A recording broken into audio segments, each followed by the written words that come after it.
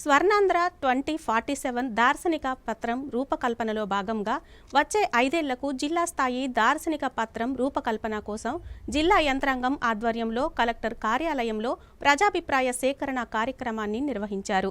జిల్లా collector BR Ambedkar అధ్యక్షతన జరిగిన ఈ సదస్సులో జిల్లాకు చెందిన పలువురు ఎమ్మెల్యేలు, కార్పొరేషన్ చైర్మన్లు, వివిధ రంగాల ప్రతినిధులు పాల్గొని జిల్లా అభివృద్ధిని వేగవంతం చేసి అభివృద్ధి చెందిన జిల్లాగా రూపొందించడానికి విలువైన సూచనలు అందజేశారు.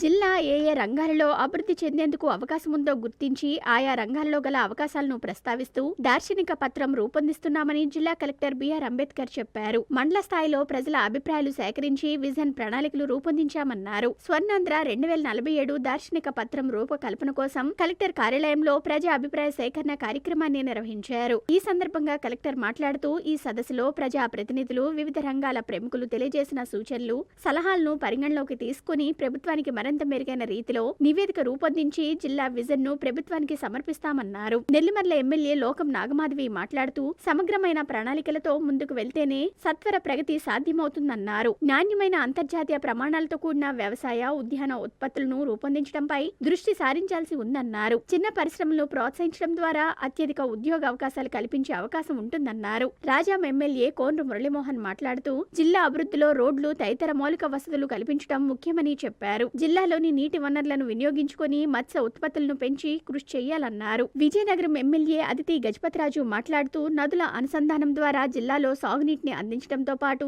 నగరానికి తాగునీటి కొరత కూడా తీర్చవచ్చునని చెప్పారు. ప్రభుత్వ పాఠశాలల్లో ఆటలతో కూడిన సంపూర్ణ విద్యను విద్యార్థులకు అందించాలని సూచించారు. మార్క్ఫెడ్ చైర్మన్ కర్రతు బంగారాజు మాట్లాడుతూ రైతుల వ్యవసాయ ఆదాయం పెంచే దిశగా చర్యలు చేపట్టాలని కోరారు. ప్రముఖ ఐటీ పరిశ్రమ నిపుణులు లోకం ప్రసాద్ మాట్లాడుతూ ఐటీ సదస్సులతో ఎక్కువ మందికి ఉపాధి కల్పించడంతో పాటు జిల్లా సగటు తలసరి ఆదాయాన్ని పెంచే అవకాశం ఉంటుందన్నారు. జిల్లాలోని కొబ్బరి పరిశ్రమను అభివృద్ధి చేయడం ద్వారా ఉద్యాన రంగం ద్వారా ఆదాయాన్ని పెంచవచ్చునని, దీనిపై దృష్టి సారించాలని జాతీయ కాయిర్ బోర్డు ప్రతినిధి ఎం శ్రీనివాసరావు అన్నారు. ఉపాధి హామీ పథకాన్ని వ్యవసాయంతో అనుసంధానం చేస్తే రైతులకు మేలు జరుగుతుందని, వ్యవసాయ రంగం అభివృద్ధికి దోహదపడుతుందని గుర్లకు చెందిన రైతులు జె చిన్నంనాయుడు అభిప్రాయపడ్డారు. జిల్లాలోని సాంఘిక సంక్షేమ వసతి గృహాలు, రెసిడెన్షియల్ పాఠశాలల్లో వసతుల కొరత ఉందని, విద్యార్థులు మంచి ప్రయోజకులుగా రూపొందించి వారు ఉద్యోగాలు పొందాలంటే వారికి మంచి వసతులు కల్పించినప్పుడే సాధ్యమని ఎస్సీ ఎస్టీ సంక్షేమ సంఘం అధ్యక్షుడు బి సూర్యనారాయణ అన్నారు. జిల్లాలో అందుబాటులో ఉన్న జల వనరులను పూర్తి స్థాయిలో వినియోగించుకోవడం ద్వారా జిల్లాను అభివృద్ధి బాట పట్టవచ్చునని Prajasakti senior journalist K Ramesh Naidu సూచించారు. పెండింగ్ ప్రాజెక్టులను పూర్తి చేయడం ద్వారా వేలాది ఎకరాల సాగు భూములకు నీటిని అందించడం, భోగాపురం ఎయిర్పోర్టుకు అవసరమైన నీటిని సరఫరా చేయడం సాధ్యమవుతుందన్నారు. జిల్లాకు ఎంతో కీలకమైన